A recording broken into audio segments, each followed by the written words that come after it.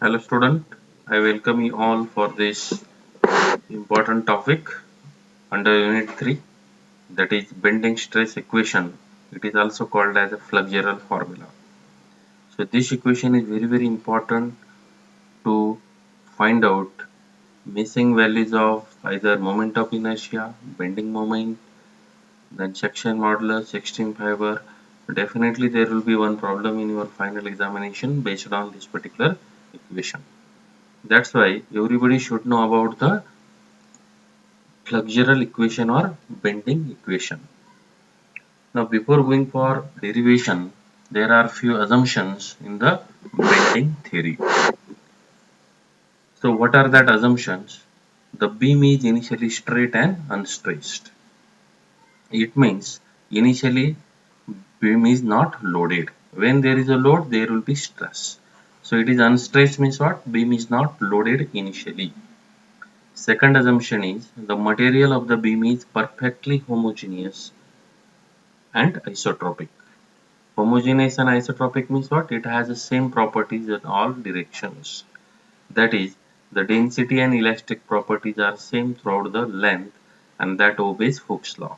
Okay, so Hooke's law for linear material, that is isotropic material, must be followed. That stress is proportional to strain, that is called as Hooke's law. Means the material, if it is homogeneous and isotropic, it will follow the Hooke's law. Modulus of elasticity for the material is same in tension and compression. The elastic limit nowhere exceeded. Okay, so modulus of elasticity means what? It also called as a Young's modulus. Means value of E or Young's modulus will be same throughout the section. That is in tension as well as in compression. Means above neutral axis, below neutral axis. Fourth assumption is plane cross section remains plane before and after bending. Okay, so plane cross section remains plane. If it is a rectangular cross section, it remains rectangular even after bending. Every cross section of the beam is symmetrical about the plane of bending. Okay, so each cross section is same about the plane of bending. That is, each layer is free to contract or expand independent of its other layer. Each layer will act separately. The radius of curvature is large compared to the depth of beam. Okay, so radius of curvature means what? After the bending, beam will deform like this. That curvature is very large compared to the depth of the beam. So these are the few assumptions that must be known to everybody before going for actual expression or derivation. Now, first of all, you should know about the neutral axis. Neutral axis or neutral layer. What is this neutral axis? Here in the figure, you can see this dotted line passes through the center of the cross section. Here also, after bending this middle line is called as the neutral layer, or it is also called as a neutral axis. Neutral का meaning होता क्या है? Neutral means what? No tension zone, no compression zone. Here you can see bending stresses are always zero at neutral layer. At neutral axis, there is a no tension nor compression. Means this is the zone of neutral layer. There is a no tension, no compression. Means if it is simply supported beam, beam will bend like this. After bending, in the top portion there will be compression. In bottom portion there will be tension. Okay. A layer which does not change its length even after bending is called as a neutral layer. Means whatever neutral layer we are assuming this as a length, that length before and after bending will be same. The area above and below neutral axis is generally same. If it is symmetrical section, area above and below the neutral axis must be same. Means suppose it is a rectangular cross section, so this NA will be exactly at center. Means area in compression will be equal to area in tension. That is called as the neutral layer. What is when this particular beam is bent? What will happen? Above area will be in compression, bottom area will be in tension. In actual practice, you might have observed whenever beam is casted, we are using steel reinforcement at the bottom side of the beam. Okay, steel reinforcement means what? Steel bars. We are using steel bars at the bottom of the beam because bottom part is in tension. To take the tension, generally we are using reinforcement. And then top compression zone is made up of concrete. So here there is one important conclusion that concrete is strong in compression, weak in tension, and steel strong in tension, weak in compression. That's why steel is placed at bottom to take tension, and to take compression generally we are using concrete. Now see the flexural formula or bending equation. This is one of the important equation for the exam point of view. So everybody know about the flexural formula or bending equation. Bending equation and flexural formula both are same. So first of all I will just show what is the flexural formula. So here you can see this equation m upon I equal to sigma by y equal to E by R. So this equation is called as the flexural formula. Now we have to derive this particular equation m upon I equal to sigma by y equal to E by R. This equation you have to derive it. Okay, so it is derived into two phases. Okay, so here I have shown second phase m upon I equal to E by R means we have derived m upon I equal to E by R. Similarly in first part you have to derive m upon I equal to sigma by y. Now we'll see that how to derive it. Now see this particular figure. So here initially what I have to assume, here I have assumed a small portion of beam which is subjected to simple bending. Okay, so this portion AB and CD, I have taken this rectangular cross section. It is loaded with load here, and whenever it is loaded it will deform. Okay, it will deform after loading. So AB and CD are the two vertical section or portion of the beam considered, where NA is the neutral axis of the beam, EF is the neutral layer at a neutral axis. This EF is the neutral layer at neutral axis. It is assumed at neutral axis.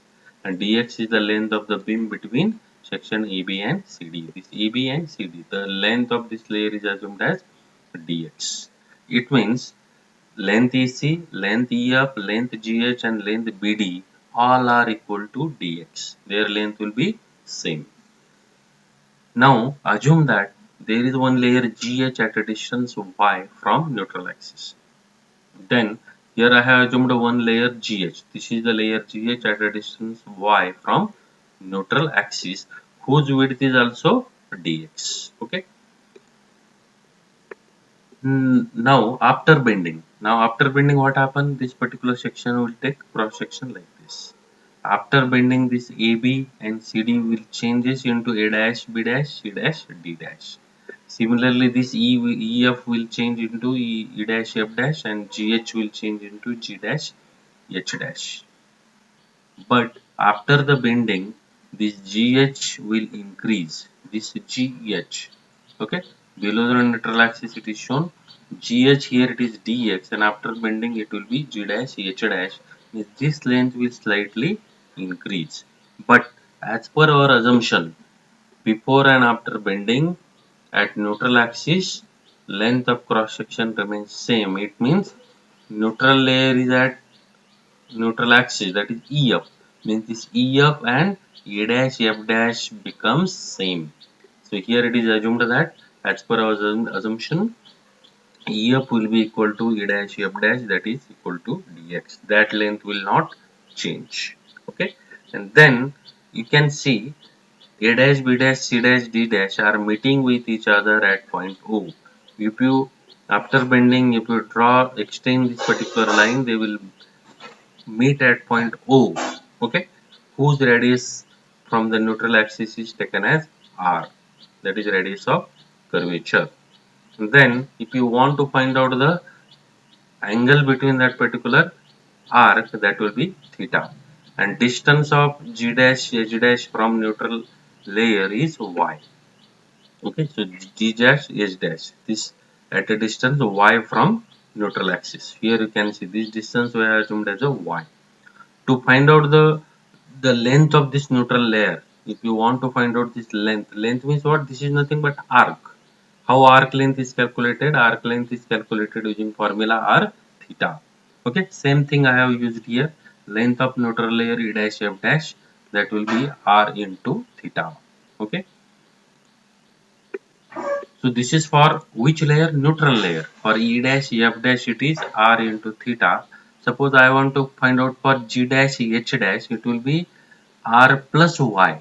This is r plus G dash H dash, means this y you have to add. Means length of neutral layer E dash F dash is r theta, and length of neutral layer G dash H dash will be r plus y into theta. Same thing I have written here. Length of layer GS r plus y into theta. Okay. Now what it shows? It shows change in length of layer GH. Initially it was dx. Now it is changed to g dash h dash. It is increased by an amount r plus y into theta. So we should take the ratio change in length. If you want to calculate the change in length, that is nothing but length of layer GH minus original length of layer GH. Okay, so original length is r plus y into theta, and length of layer GH actual length is r into theta. Okay, so if you multiply inside with this theta, it will be r into theta plus y into theta minus r into theta. R theta gets cancelled, and remaining is r y into theta. Strain in length, then after getting change in length, we have to calculate the strain. Strain, what is strain? Strain is nothing but change in length upon original length. After getting change in length y theta, so strain will be equal to change in length by original length. Change in length is y into theta, and original length is r into theta. If you take a ratio of this, theta theta get cancelled, then you will get strain equal to y upon r. Strain is equal to y upon r. And then use Hooke's law. As per Hooke's law, what is Hooke's law? Stress is proportional to strain. Okay, it means stress is equal to E into strain. Now strain is known here. Instead of strain, you put this value. Stress is equal to E into strain. Strain की जगह क्या put करना है? Y upon R. Okay, so the stress is proportional to distance y. So by simplifying E into y by r, so the y by r is at numerator. So here we can write equation in this form: sigma by y equal to E by r. So this is the first part of flexural equation that we have proved. Now we have to move for second part, because this equation is written into two parts. So first part we have proved sigma by y equal to E by r. Now see the second part. Second part of equation you have to prove like this, means here you have to calculate the moment of resistance. So what is moment of resistance? Whenever beam is subjected to bending. Bending means what? Whenever it is loaded, the layer above and below the neutral axis is also subjected to stresses. Okay, then above layer will be in compressive stresses and lower layer will be in tensile stresses whenever it is loaded. Therefore, there will be force acting on the layer of the beam due to the stresses, and hence there will be moment of this force is about neutral axis. Suppose top compression zone, there will be compression, and bottom there will be tension. Means total force will be acting at this particular locations, and it will form a moment. That two forces will form a moment. That moment about neutral axis is termed as moment of resistance. Means compressive stress will form moment, tensile force will form moment, and if you take moment about NA, that moment about NA is called as moment of resistance. So moment of resistance is nothing but the load carrying capacity of the section. Okay, it depends upon type of cross section. If cross section is having bigger diameter, it will take more load. Cross section is smaller, it will take smaller load, like this. Now how to find out moment of resistance? To find moment of resistance, here I have considered the rectangular cross section of the beam. So here I have considered the rectangular cross section. In that I have taken one strip, small strip of depth dy, of thickness dy at a distance y from neutral axis. Okay, let us assume one strip of thickness dy and whose area will be dA. For what purpose we are using this d? D means what? Small thickness, small area. For that purpose, we are using D. So here I have assumed a layer of thickness dy at a distance y from neutral axis, whose area will be dA. Okay. Then after selecting this area, and obviously force acting on that area, we know that force is equal to stress into area. So force will be equal to small force dF is equal to stress into area. The small force equal to stress into small area dA. Now, if I want to take moment of that particular force about a neutral axis, it will be dm. Moment will be dm. We know that moment is equal to force into distance. So, that moment about neutral axis dm is equal to force into distance. Means force acting on the strip into distance y. And what is df here? df is equal to stress into dA. Okay, so put instead of this df, I have kept the value of stress into dA. And stress we have just calculated. What is stress here? Stress is equal to, this stress is equal to E by Y into R. Same value I have used here. Put instead of stress, you put that value E by R into Y, dA into Y. So this is the moment acting on this particular strip. Small moment dm equal to E by R into Y square into dA. It is the moment acting over the strip. Then total moment em, total moment m. This is small moment acting on strip. If I want to calculate total moment acting over the entire cross section above NA, that will be m itself, and will be equal to E by R into under integral Y square into dA. Okay, that total moment acting on the section, I have just integrated that first moment, then you will get this equation. But you observe this equation, in under integral y square dA is nothing but moment of inertia. It is second moment of area. dA is area and y square means second moment of area. It is nothing but moment of inertia. So this equation will become m is equal to E by R into I. So instead of this, you have to write down I. And then you can rearrange the terms. M upon I equal to E by R. You will get second equation of flexural term. Then if you combine equation 1 and 2, you will get flexural equation or bending formula. M upon I equal to sigma by Y equal to E by R. In this way, you have to prove this particular equation. This equation is called as flexure equation or bending formula. It is very important to solve the numericals. Definitely there will be one numerical on this particular formula. In many competitive examination, we are having problems on this flexural equation. Even in GATE exam, we will find problem of 2 marks. Now see the meanings of all the terms.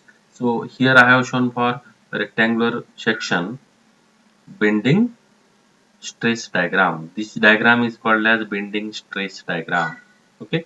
So at the neutral axis, bending stress is always 0, and if section is simply supported, there will be compression in above zone, tension in bottom zone. So here I have shown sigma C, sigma T.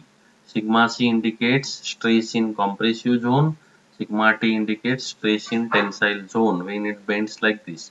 If it is cantilever section, there will be tension on above side and compression on bottom side, because cantilever beam bends like this. There will be tension in top and compression in bottom in in cantilever beams. It is opposite to simply supported case. Now see the meaning of all the terms, where m is the maximum bending moment, I is moment of inertia, sigma is the bending stress, maybe in tension compression, y is the distance of extreme fiber from neutral axis. This y, wherever you want to calculate bending stress, suppose I want to calculate bending stress here, you just take y from neutral axis to this point. If I want to calculate sigma t at the outer fiber, I will take this y is equal to h by 2 or d by 2, like that. Okay, and r is the radius of curvature. So everybody should know meaning of all these terms, and while solving problem, all these terms should be in one unit. Then and then your answer will match to standards. Now, what is moment of resistance? We know the flexural equation. Moment of resistance means what? You have to calculate moment resisting capacity of the section. In short, you have to calculate moment. Okay, we are having equation m upon I equal to sigma by y. So to find m equal to stress into I by y, where I by y is called as section modulus. Z is section modulus, Z is equal to I by y. This equation can be simplified like this also. M is equal to sigma into Z, where Z is I by y, where Z is the ratio of mi to the distance of extreme fiber from Na.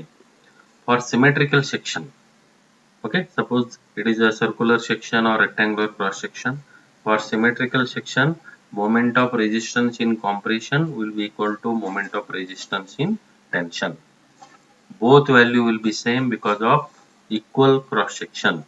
And if mr is same, then definitely their stresses in tension and compression will also same. That's why I have written here sigma c equal to sigma t. But when it will be possible? Whenever it is a symmetrical section. Means above Na, both cross sections are same. If section is unsymmetrical, just like T section, L section, okay, in that particular sections, sigma c will never be sigma t, because neutral axis is not at the middle part of the cross section. That's why stress in compression and stress in tension will be different. They are not same. So this is an important part of the chapter you should know. Now, to find maximum compression, if you want to calculate maximum compression sigma c, you should take the equation m upon I into yc. Sigma c, to find maximum sigma c, you should take maximum yc. Okay, yc is the maximum distance of compression fiber from neutral axis. To find maximum tension, here sigma t equal to m upon I into yt.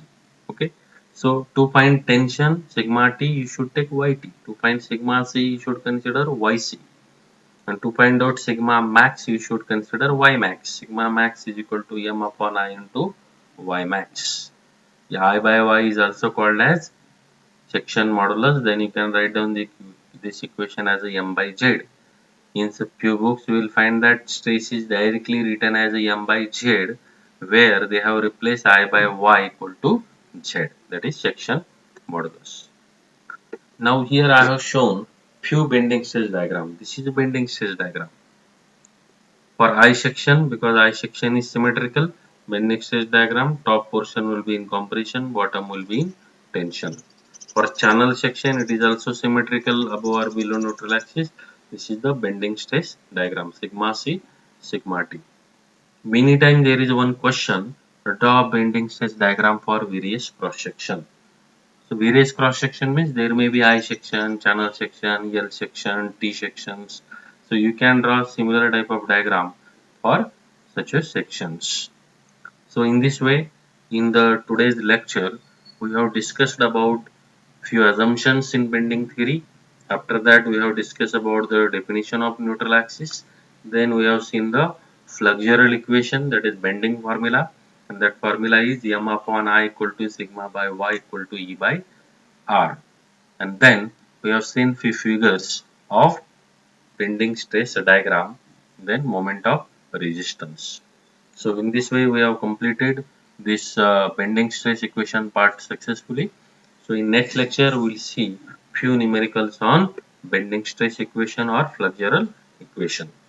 Now you just write down this entire derivation in your notebook. Try to draw all the bending stress diagrams. Try to see this derivation again. Then now we'll meet in the next lecture.